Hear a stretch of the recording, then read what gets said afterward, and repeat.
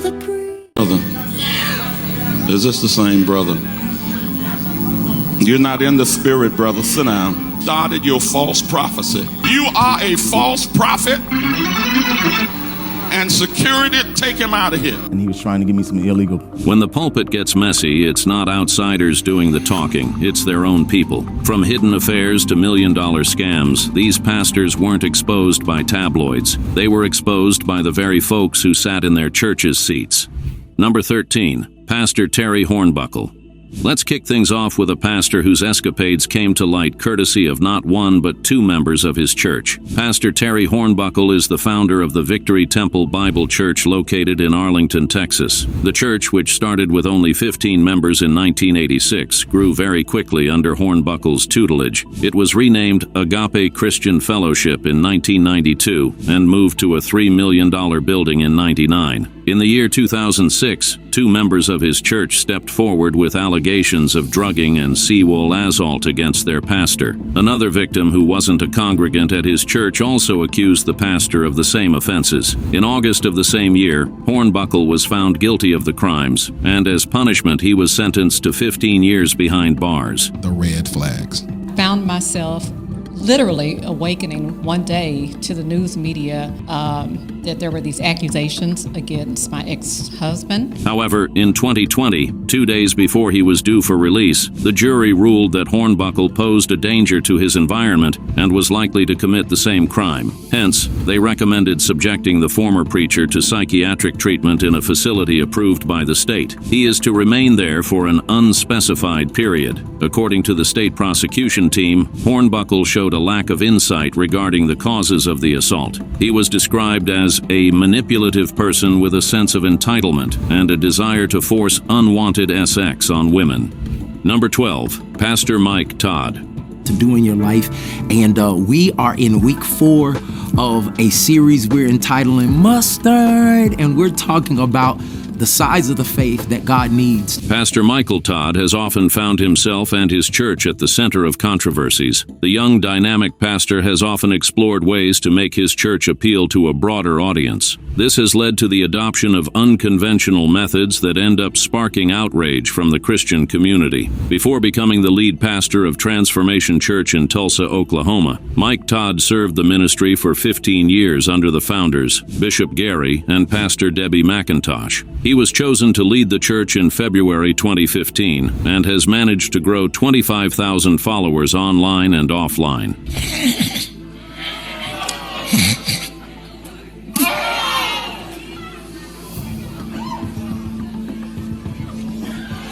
And do you... During a church service in 2022, Todd stirred controversy when he spat in his hands and rubbed them on a church member's face. While he apologized the following day, that didn't stop some members of the congregation and staff from departing the ministry. While some shared their feelings with people close to the pastor, many took to social media to express their disappointment, calling him a false prophet and describing him as messy. I had written off every good thing that I'd ever done because of one thing that wasn't a sin. It was just gross. Speaking about the incident 2 years later, Todd claimed that his name was taken off conferences by pastors and that podcasts were held to discuss him. The preacher also came under intense scrutiny in 2023 after an Easter service that looked like a hip-hop concert. The controversial service featured choreographed dances, reworded hip-hop lyrics, and demonic attires, but Todd claimed it was meant to attract more people to religion. Number 11, Bishop Thomas Weeks. Featured in 4 magazines that I didn't even know. And you saw this woman on this stage with this all-black big suit on, just about to fall off of her. Prophetess Juanita Bynum has been involved in some controversies, but this time we're approaching from the angle of her former partner, Bishop Thomas Weeks III. The two got married in 2002 and built the Global Destiny Ministries before their divorce 5 years later. The situation became messy before they could finalize their separation, culminating in an attack by Weeks on his estranged wife. In court, Weeks pleaded guilty to aggravated assault, explaining that he grabbed, threw, and kicked Juanita at the Renaissance Concourse Hotel parking lot. The judge sentenced him to 200 hours of community service with a 3-year probation period and a mandatory anger management class. As a pastor, a leader, a person in the community, hopefully somebody that can stand up with other men and tell them, walk away if you can, and still walk away. While the divorce proceedings were ongoing, Weeks was also called out by a church member identified as Suzanne Ellis. Suzanne launched a $90,000 lawsuit against the pastor and his church, Global Destiny Inc., for allegedly failing to pay her back for the purchases she made for the church with her cash and credit card when she was a worker. While there was no written agreement, her attorneys claimed she had been reimbursed for similar items in the past. They added that Suzanne quit after her repeated demands to be reimbursed were disregarded. Weeks was reported to have had financial issues following his divorce. He was sent packing from his $2 million estate in Duluth and almost lost his church. Number 10. Reverend Jermaine Simmons. Reverend Jermaine Simmons is the senior pastor at Jacob Chapel Baptist Church in Tallahassee. He became the pastor in 2005, helping the church add over 4,000 members and opening 27 ministries with a focus on the youth and the homeless. However, behind the good job of advancing the ministry, the clergyman was also involved in disgraceful acts behind closed doors. He was eventually caught up with in 2017 when a member found him sleeping with his wife in their home. Benjamin Stevens III and his 34-year-old wife, Claynisha Stevens, were congregants at the Jacob Chapel Baptist Church, and they had been married for 7 years. On the 17th of January 2017, he received a call from his son's school that Claynisha had not come to pick him up. Stevens tried reaching his wife but couldn't, so he proceeded to pick their son up from school and went straight home. On his arrival, he heard strange noises from one of their daughter's rooms and went to investigate. However, he was confronted with the haunting sight of his wife and their pastor engaging in the shameful act. Stevens confronted the pastor with a handgun, but he escaped their home naked and without his car keys. It took the intervention of the police, who also charged Stevens with aggravated assault. Claynisha revealed they had been having an affair for a while, and the pastor came to the house that day to discuss his philanthropic programs. However, Simmons remained the pastor of the church. He stated that God had already forgiven him and got the support of his wife and congregation. Number 9. Bishop T.D. Jakes. Quite the text, and the Lord has been speaking to me about it off and on for some time. I want you to pray with me that I might be able to communicate with you. Motivational speaker and respected non-denominational pastor Bishop T.D. Jakes has also been exposed by members of his church. In 2024, 2 brothers and fellow pastors stepped forward to accuse the bishop of grooming and sea-wool misconduct. Pennsylvanian man Dwayne Youngblood joined Larry Reed on his YouTube talk show to reveal how the renowned clergyman tried to groom and sea-woolly abuse him. His story was corroborated by his brother, Reverend Richard Youngblood, who swore an affidavit that he heard Dwayne talk about it in the past. Reverend Richard didn't stop there. He also filed his own lawsuit alleging that the pastor got into bed with him on one of their church trips. I'm still on the offering text. I'm sorry. Lord have mercy, Jesus. I'm off to a bad start. Y'all better pray harder. Bishop Jakes responded by filing his own lawsuit against the brothers, but Dwayne filed for it to be dismissed. He said it's the case of a powerful individual trying to silence their victims. All these happened while Jakes, founder of the Potter's House Church, had his name mentioned alongside Sean Diddy Combs in a lawsuit that accused the singer and music producer of racketeering and sea-wool misconduct. In December 2024, Jakes' lawyers filed for the revelation of identities of individuals who had been associating the pastor with Diddy. Well, I'm used to Dr. Tutman thanking me for the privilege of inviting him to speak, but now I got to learn how to switch it around and do it the other way. Bishop T.D. Jakes grew his church from a few hundred to thousands, and it is currently one of the biggest megachurches in the United States. He has previously been accused of presenting the gospel in bad light and criticized for his views on homosexuality. Number 8. Pastor Chris Hill. Pastor Chris Hill of the Potter's House was also caught having an affair with a church member's wife, but he wasn't caught by the husband. This time he was caught by his own wife. Chris Hill is the senior pastor of the Potter's House Church of Denver. He is well known for being a spiritual son and protege to Bishop T.D. Jakes. On the 26th of September 2014, Pastor Hill and his wife Joy Hill were present when Shernay, a church worker, got married to her husband Arthur McFarlane III. Unknown to his wife wife and others present, it was the minister himself who would desecrate the holy matrimony 3 years into the marriage. After Joy Hill started seeing suspicious movements from her husband, she hired a private investigator who followed the minister and confirmed an affair with Shernay, their supposed goddaughter. After the confirmation, she sent text messages to members of the church about her findings and stated that she was leaving the ministry. "I want a husband that won't cheat on me or verbally and emotionally abuse me. Shernay is your new first lady now. I won't be coming round TPHD again," she said. Both marriages crashed after the incident, and Chris resigned from his position as pastor. It took the intervention of the pastor's mentor, Bishop T.D. Jakes, who reinstated him 3 months after the scandal. Number 7. Pastor Keon Henderson.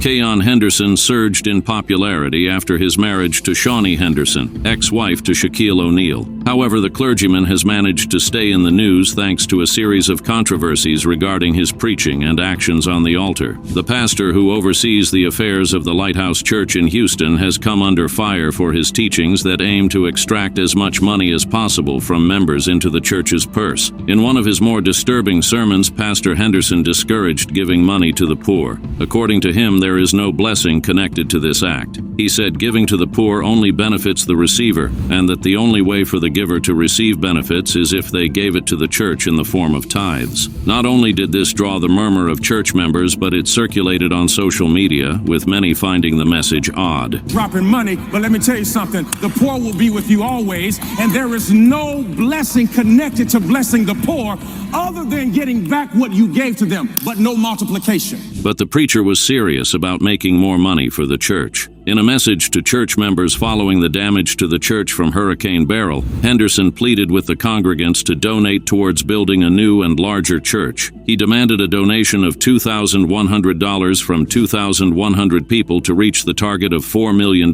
within 21 days. I'm asking 2,100 people to give $2,100 in the next 21 days. Again, members and others online think this is another ploy to manipulate churchgoers into parting ways with their money to enrich the pastor. Number 6. Pastor Creflo Dollar. It is a big enough issue when members of the congregation expose a pastor, but when those members are also family members, it's a full-blown scandal. That's precisely what we got, Pastor Creflo Dollar. In June 2012, Dollar, who has 5 children with his wife Taffy, was accused of attacking his 15-year-old daughter. According to the story, corroborated by his older daughter, Dollar choked and punched the girl. He was subsequently arrested by the Fayette County Sheriff's Office in Georgia. Pastor, can you say what happened? Love them. Same problem everybody, parents going through. Anything you want to say to your congregation? He denied the allegations, but was required to attend anger management sessions before the charges could be dropped. Clarifying the incident to his congregation, Dollar stated that it was just a family conversation that got emotional. He denied punching or choking her and added that the bruise on her neck was from a prior injury. The truth is that a family conversation with our youngest daughter got emotional. She was not choked. She was not punched. Creflo Augustus Dollar Jr. is an American televangelist who founded Christian World Changers Church International, a ministry based in Atlanta, Georgia. He has often been criticized for his version of the gospel, which focuses on preaching prosperity. In addition to owning mansions in New Jersey and Atlanta, Dollar travels in private jets and Rolls Royces. The prosperity gospel is a biblical heresy. In 2015, he took things a step further when he asked the congregation to buy him a $65 million jet, the Gulfstream G650. He claimed he needed the jet to travel at his convenience and added in a sermon that he was free to believe God for a $65 million plane. "You can't stop me from dreaming. I'm going to dream until Jesus comes," he said. In which way is this jet important for your ministry? Well, in order for me to do what I've been called to do, the airlines, they don't fly my schedule. Number 5, Pastor E. Dewey Smith. And the 59th chapter. Good to see all the preachers from Morehouse here tonight. God bless you all. Amen. The book of Isaiah, The House of Hope Ministry is a megachurch with multiple branches across the United States. Its senior pastor is Pastor E. Dewey Smith, a clergyman who has delivered messages of the gospel for over 30 years. When he founded the House of Hope Ministry, there were only 19 members, but they've grown to over 15,000. In a revelation to Christian journalist Larry Reed, a woman identified as Octavia accused the pastor and his ministry of covering a Seawolf assault case. Although she admitted to getting assistance from the ministry, she claimed that she was also assaulted and that the church decided to cover up the story. Pass me not, O gentle Savior. Octavia alleged that she complained to the church leaders about the incident, but rather than help her get justice against the perpetrator, they compelled her to sign confidentiality documents that prevented her from divulging the incident. Larry Reed shared that he went through a similar treatment at the hands of the church. After uncovering details of the pastor's extramarital affair, which led to a child out of wedlock, he said they made him sign an agreement that prevented him from reporting the case. He said another source confirmed the scandal, but the church deployed resources to cover the story. Meanwhile, the church has filed a subpoena asking the journalist to release the information he has on Octavia's case. Number 4. Pastor David E. Taylor. While Pastor David E. Taylor became popular in 2015 when videos surfaced online of his ridiculous answers during an interrogation, members of his church did not expose him until 2019, when a report surfaced about his abusive behavior and claims of running the church like a cult. Oh, this is a place that the ministry owns. Well, not own, we're in the process of buying that.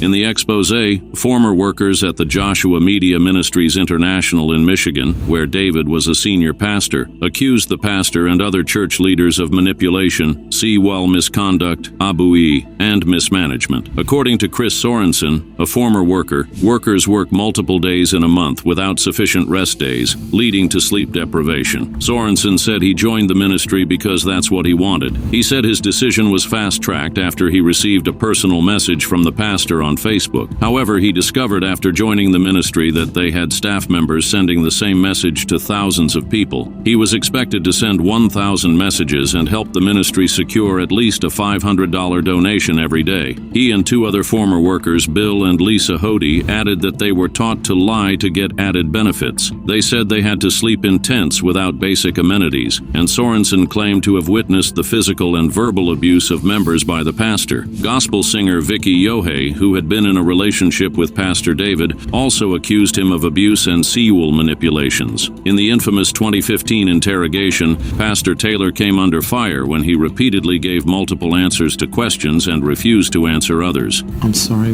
Do you show that in your income that you got Louis Vuitton clothing? No, that's not. That doesn't show. Because it don't go there. Number 3. Bishop Lamore Whitehead. Get him, Ho. Lamore Whitehead is an American Protestant pastor who founded the Leaders of Tomorrow International Churches. Also known as Pastor Bling Bling due to his ostentatious display of wealth, the minister has managed to find himself in some of the most high-profile scandals to hit the black church community. Jesus Christ, I need y'all to get this. I need y'all to get this. Lord God, I need you to get this. Yoo-hoo! I need everybody to get this. In 2021, a former member of his ministry sued Whitehead after claiming that the pastor defrauded her of $90,000. The former congregant, Pauline Anderson, had a deal with Whitehead, who agreed to improve her credit score, purchase a house for her, and renovate the house. However, Anderson received a text from Whitehead where the pastor said the money was a campaign contribution that he was not obligated to pay back. Have lost your faith because you saw somebody else die what you about to go through. Yo, all right. While the court proceedings were ongoing, Whitehead displayed confidential court documents to the public while proclaiming his innocence. However, he was convicted and sentenced to 9 years in prison. This isn't the first time he's serving a jail term. In 2005, the pastor was arrested by the Suffolk County Police after he used the identities of 9 residents to purchase Range Rover cars. After investigations, it was discovered that Whitehead was running an extensive operation that used fraud and identity to purchase vehicles with over over $2 million in loans. His long list of victims included 50 individuals from New York, Georgia, and Tennessee. He was charged with multiple counts of identity theft and sentenced to 5 years at the Sing Sing Correctional Facility. He was released in 2013 and founded his church a year later. Number 2, Pastor Eddie Long. Pastor Eddie Long is another pastor who was exposed by multiple members of his congregation. This time, 5 former members spoke up against the clergyman. That's not a father. That's a predator. In September 2010, the New Birth Missionary Baptist Church, a megachurch in DeKalb County, Georgia, was shaken to the roots when a senior pastor at the ministry, Eddie Long, was accused of sexual impropriety. In separate lawsuits, the 5 individuals, Maurice Robinson, Anthony Flagg, Jamal Paris, Spencer Legrand, and Santino Kemp, accused the pastor of coercing them into sexual relationships using his position as a pastor. Forget the smell of his cologne.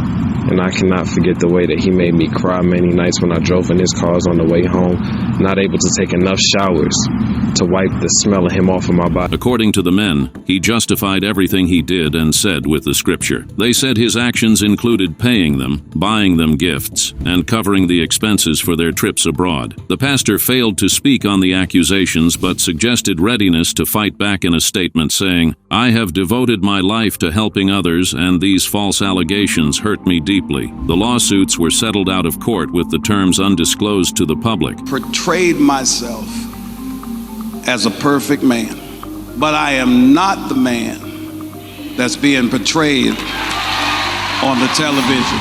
Eddie Long had earlier been involved in another controversy after a 2007 Senate investigative committee looked into his church's finances, alongside others like Creflo Dollar, Kenneth Copeland, and Joyce Meyer. Long did not cooperate with the committee, and there was no proof of wrongdoing. Therefore, he escaped without any penalty, even though his donations were reported to have been affected.